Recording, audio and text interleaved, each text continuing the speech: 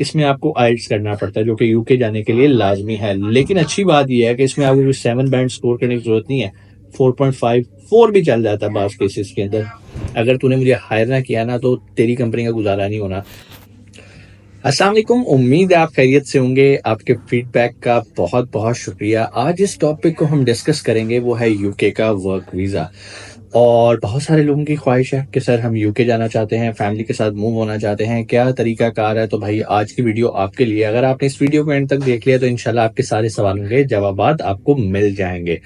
देखो भाई, यूके जाने के लिए ना सबसे इंपॉर्टेंट चीज़, बल्कि यूके क्या किसी भी कंट्री में जाने के लिए सबसे इंपॉर्टेंट चीज़ होती है आपके पास स्पॉन्सरशिप लेटर होना चाहिए, यानी कि आपको एम्प्लॉयर का जॉब ऑफर लेटर होना चाहिए। अब यहाँ पर भी दो रास्ते आ जाते हैं। बहुत सारे लोग क्या करते हैं, वो एजेंट हजरात के पास जाते हैं और ये स्पॉन्सरशिप बाय करते हैं। देखो ये तो भाई दूसरा तरीका है। दूसरा तरीका हमेशा मौजूद रहता है हर काम का। जो पहला और रिकमेंडेड तरीका है, जो मैं आप लोगों को गाइड करता हूँ, आपने उसके ऊपर कोशिश करनी है। और वो तरीकाकार ये है कि आपने स्पॉन्सर खुद ढूंढने हैं। स्पॉन्सर से मुराद एम्प्लॉयर्स खुद ढूंढने हैं। अब उसके लिए ज़रूरी टूल्स क्या हैं? आपके पास सीवी होनी चाहिए, कवर लेटर होना चाहिए। मैं आप लोगों को बता बता के थक चुका हूं और आप लोगों को ये भी सिखा दिया कि भाई सीवी और कवर लेटर कैसे बनाना है। फिर भी अगर अभी भी आपको नहीं आता तो परेशानी की बात नहीं है। मेरे चैनल पे जाओ, वहां पे आपको कवर लेटर और सीवी बनाने का तरीका पता चल जाएगा। पहला काम तो आपने अपनी सीवी और कवर लेटर तैयार करना है। उसके बाद जो अगली बात आती है वो आती है एम्प्लॉयर ढूंढने की। सब लोग कहते हैं सर एम्प्लॉयर कैसे मिलेगा, हमें कैसे पता चलेगा यूके में कौन बंदा इस टाइम ढूंढ रहा है कि उसे मुलाजिम चाहिए। तो भाई उसका बड़ा आसान तरीका, बहुत सारी ऑनलाइन वेबसाइट्स हैं। सबसे मशहूर इंडीड है। इंडीड पे जाओ, वहाँ पर एम्प्लॉयर्स पड़े हुए हैं, एम्प्लॉयर से रब्ता करो। वहाँ पर उनके ईमेल्स हैं, कॉन्टैक्ट डिटेल्स हैं। ईमेल पे आपने करना है क्या भाई, अपनी सीवी भेजनी है, अपना कवर लेटर भेजना है। हाँ, अब आपको कॉल कब आएगी? कॉल आपको तब आएगी जब आप प्रोफेशनल होगे, काबिल होगे, आपकी सीवी ये बता रही होगी एम्प्लॉयर को कि भाई अगर तूने मुझे हायर ना किया ना तो तेरी कंपनी का गुजारा नहीं होना, और मैं राइट पर्सन हूँ जो जॉब वैकेंसी आपने निकाली हुई है। और इसके लिए क्या जरूरी है? आपका कंपिटेंट होना। हाँ, जब आप कंपिटेंट नहीं होते तो फिर आप इधर उधर एजेंट हजरात की तरफ भागते हो, यार मेहरबानी तुम्हारी करवा दो। अच्छा, एजेंट हजरात क्या करते हैं, हम थोड़ा सा इसको भी समझ लेते हैं ताकि आप लोगों को क्लियर हो कि आपको करना क्या है। पहला तरीका मैं आपको बता चुका हूँ ऑलरेडी कि आपने एम्प्लॉयर्स ढूंढने हैं। कहाँ से? इंडीड से जाके ढूंढ लो। और बहुत सारी वेबसाइट्स हैं जहां पर आपको एम्प्लॉयर्स मिल जाएंगे। अप्लाई कैसे करना है? अपनी सीवी और कवर लेटर के थ्रू करना है। उसके बाद दूसरा तरीका, जो आप एजेंट हजरात के पास जाते हो और वहां पर आपको मिसाल के तौर पे किसी का अगर शौक है कि नहीं सर मेरे पास इतना टाइम नहीं, मैं एम्प्लॉय ढूंढूं, मैं किसी एजेंट के पास जाता हूँ, तो ये एजेंट हजरात के पास स्पॉन्सरशिप कहाँ से आता है?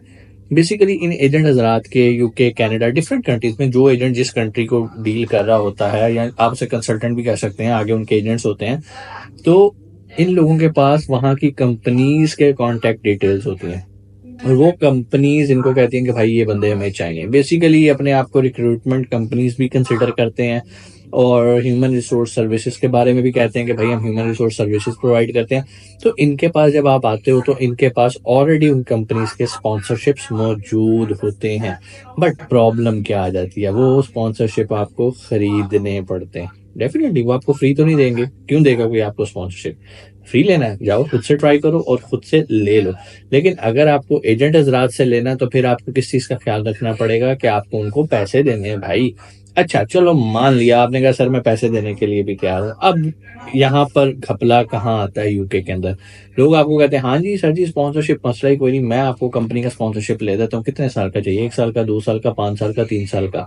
ठीक है, तो आप कहते हो यार ठीक है पहले 1 साल का लेते हैं। अच्छा जी, आपने वो स्पॉन्सरशिप ले लिया उस कंपनी का, आपका वीजा भी आ गया। जैसे ही आप एयरपोर्ट पहुंचते हो यूके में तो आपको पता चलता है यार वो कंपनी तो बंद हो गई और इमिग्रेशन वाले आपको वहीं से वापस भेज देते हैं।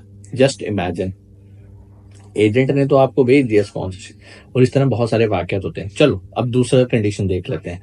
आपको स्पॉन्सरशिप मिल गया, ठीक है। अब स्पॉन्सरशिप मिल गया, अब आप चले गए यूके में, कंपनी बंद नहीं हुई लेकिन आपको स्पॉन्सरशिप मिला ना, आपको जॉब नहीं मिली। आपने सिर्फ एक पीस ऑफ पेपर लिया कि भाई ये देखो स्पॉन्सरशिप। स्पॉन्सरशिप क्यों लिया? वीजा लगवाने के लिए।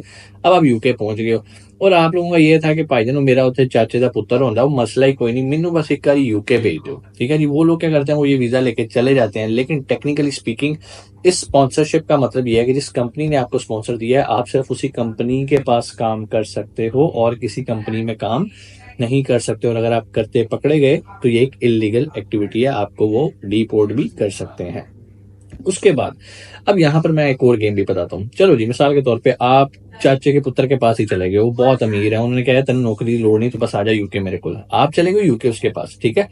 अब पीछे गेम एक और भी है। गेम क्या है, आप जिस कंपनी का स्पॉन्सरशिप लेकर आए हो वो कंपनी पाबंद है आपकी सैलरी को सर्कुलेट रोटेट करने के लिए। मतलब अगर वो मंथली ये शो नहीं कर रही गवर्नमेंट को कि ये मैंने बंदा पाकिस्तान से बुलाया था, ये मैं इसको सैलरी पे कर रही हूँ और सैलरी रोटेट नहीं हो रही और टैक्स गवर्नमेंट को नहीं जा रहा, तो 1 साल के बाद आपका वीजा रिन्यू नहीं होगा और आप ब्लैक लिस्ट में भी जा सकते हैं। सो आपने अगर वीजा खरीदना है तो पहली बात, यहाँ तो आप बहुत लैंडलॉर्ड हो और आपके वहां पर अच्छे खासे जानने वाले हो, फिर तो आप पेपर स्पॉन्सरशिप लो और चले जाओ। लेकिन इस कंडीशन के साथ लेनी है भाई, मेरी सैलरी भी रोटेट करनी है, आपने सैलरी मैनेज करनी है। तो बहुत सारी कंपनी सैलरीज मैनेज की सर्विसेज देती हैं जो भी आपको स्पॉन्सरशिप अरेंज कर देती हैं, लेकिन बहुत सारे लोग चूना लगाने के लिए बैठे होंगे, स्पॉन्सरशिप भेजेंगे, वीजा लगवा देंगे, अस्सलाम वालेकुम। भाई इसमें तो वीजा की सक्सेस रेट 100% ही है तकरीबन। मोर देन 90% लोगों का वीजा इसमें लगता है, बहुत ही कोई केस हो तो वीजा रिजेक्ट होता है। तो अब आपका वीजा तो लग गया, वीजा लगाना तो कोई काम ही नहीं है भाई, आगे जाके क्या करना है। अच्छा, यहाँ पर बहुत सारे लोग अब एक अगली गेम खेलते हैं। वो कहते हैं कि भाई आपने अगर काम करना है ना, हम आपको जॉब तो नहीं देंगे, हम आपको सिर्फ स्पॉन्सरशिप लेटर देंगे।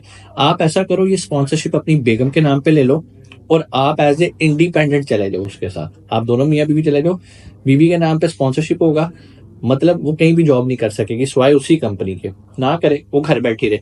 आप होते हो डिपेंडेंट वीजा पे। डिपेंडेंट वीजा इट्स लाइक आजाद बंदा, वो बिजनेस भी कर सकता है, वो जॉब भी कर सकता है, उस पर कोई वर्किंग आवर्स की लिमिट भी नहीं है। तो लोग ये वाला सीन करके भी जाते हैं, ठीक है जी। उसके बाद जो तीसरा तरीका है, अगर आप कहते हो नहीं सर मेरे पास इतने पैसे नहीं है कि मैं अपनी बेगम को भी साथ लेके रहूं, मैं अकेला ही जाना चाहता हूँ, तो भाई उसका तरीकाकार ये है, आपने ऐसा स्पॉन्सर बाय करना है जिसमें आपको रियल जॉब भी मिल रही हो। बहुत सारे आते हैं, अभी जैसे रिसेंटली मैंने एक वीडियो बनाई थी जिसमें इलेक्ट्रिशियन, प्लम्बर और कारपेंटर रिक्वायर है एक कंपनी को। अगर आप उस कंपनी में के थ्रू जाते हो, उस कंपनी के पास जाते हो, तो आपको ना सिर्फ सैलरी मिल रही है फिक्स, आपकी ट्रांसपोर्टेशन भी शामिल है, आपकी अकोमोडेशन भी शामिल है। Just imagine original proper job के स्पॉन्सरशिप लेटर का कितना फायदा होता है। वो सारी मुराबात आपको मिल रही होती है जो उस कंपनी ने अपने एम्प्लॉयज को देनी होती है। हाँ, आपको काम करना है, आपको मेहनत करनी है और इसके लिए आपको स्किलफुल होना जरूरी है। तो अब अगर आप ऐसी कंपनी में जाते हो, जस्ट इमेजिन आपने मिसाल के तौर पे किसी को 15,000 पाउंड दे दिया, किसी को 16,000 पाउंड दे दिया, कोई मसला नहीं है, ठीक है। 16,000 पाउंड मिसाल दे रहा हूँ, 16,000 पाउंड बहुत ज्यादा है, लोग कंपनी तो 3-3 हजार पाउंड पे भी ये दे रही है। 1 साल का बात बता रहा हूँ, क्योंकि इसमें टिकट भी शामिल होती है, इसमें अकोमोडेशन भी शामिल है, इसमें सारा कुछ शामिल है, वीएफएस के चार्जेस भी, बहुत कुछ इसके अंदर शामिल होता है। अब ये एजेंट टू एजेंट वेरी करता है, वो आपको क्या फैसिलिटेट करता है और क्या आपसे एक्स्ट्रा पैसे चार्ज करता है। अब ये वीजा लेके जो लोग जाते हैं वो फिर कैलकुलेट करते हैं, यार अच्छा मिसाल के तौर पे अगर मेरी वहां पे 1,500 पाउंड की सैलरी होगी, तो मैंने ये जो 15,000 पे किया है या 14,000 पाउंड पे किया, मैं 10 महीनों के अंदर पूरा कर लूंगा, ठीक है। तो ये बहुत सारे लोगों की अपनी अपनी कैलकुलेशन है। हाँ, एक चीज है कि अगर आप इस स्किल वर्क वीजा पे जाते हो, 5 साल वहां पे रहते हो, एक एक साल करके रिन्यू करते रहते हो, या इकट्ठा 5 साल का वीजा ले लेते हो, स्पॉन्सरशिप ले लेते हो, तो आपके लिए आगे पासपोर्ट चांसेस बढ़ जाते हैं, ठीक है। 5 साल अगर आप वहां पे रहते हो इन वर्क वीजा पे, स्किल वर्क वीजा पे, तो इसे 5+2 टायर भी कहते हैं, ठीक है, टायर 2 कैटेगरी भी कहते हैं। तो कहने का मतलब ये है कि आपके पास चांसेस हैं कि आप यूके का पासपोर्ट ले सकते हैं। अब बहुत सारे लोग कहते हैं कि सर लोग बेवकूफ होते हैं जो 1 साल का लेके जाते हैं, 5 साल का ही ले जाए ना एक ही बार स्पॉन्सरशिप लेटर। भाई जितना साल बढ़ाते जाओगे उतने पैसे बढ़ते जाएंगे। वीएफएस के चार्जेस तकरीबन फिक्स रहते हैं, लेकिन जो आईएचएस है, जो कि एक तरह की इंश्योरेंस होती है, ठीक है, इमिग्रेंट हेल्थ सरचार्ज उसको कहते हैं, इसे भी इंश्योरेंस आप समझ सकते हो, वो पर ये आपको पड़नी होती है, ठीक है। उसके अब फिक्स चार्जेस हैं, अभी आपको पता होगा जनवरी से उसके प्राइसेस भी बढ़ रही हैं।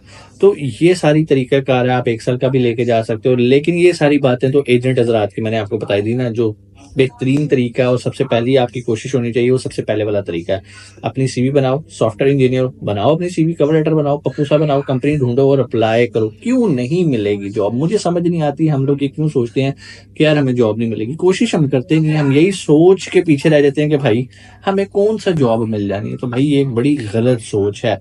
तो इसमें बहुत सारे धोखे भी हो रहे हैं। धोखे जो हो रहे हैं वो मैं आपको ऑलरेडी बता चुका हूँ कि आप यहाँ से स्पॉन्सरशिप लेटर लेके जाओगे, आगे कंपनी बंद हुई होगी, या आप स्पॉन्सरशिप लेटर लेके जाओगे, वो कंपनी आपकी सैलरी रोटेट नहीं करेगी। तो आपने अगर किसी एजेंट से ये बाय भी करना है तो मेक श्योर सैलरी रोटेशन की सर्विसेज अवेलेबल होनी चाहिए। प्लस उस आपने एजेंट का ट्रैक रिकॉर्ड देखना है। आपने इस चीज़ की श्योरिटी लेनी है कि भाई ये ना हो मैं जाऊं और जाके कंपनी बंद हो जाए। आपने इस चीज़ की श्योरिटी लेनी है अगर आप एग्जैक्ट वर्क का लेके जा रहे हो तो भाई सैलरी क्या होगी, उसमें ट्रांसपोर्टेशन के शामिल होगी, क्या क्या फैसिलिटीज में शामिल होंगी, ईच एंड एवरीथिंग। जब तक आप क्लियर ना हो आपने ये काम नहीं करना। और एक और बात भी, अच्छी कंपनीज कभी आपसे फुल पेमेंट भी नहीं लेती, वो आपसे ग्रेजुअली लेती है। हाँ एक चीज तो मैं बताना भूल गया भाई, इसमें आपको आइल्स करना पड़ता है जो कि यूके जाने के लिए लाजमी है। लेकिन अच्छी बात यह है कि इसमें आपको 7 बैंड स्कोर करने की जरूरत नहीं है। 4.5 4 भी चल जाता है बास केसेस के अंदर।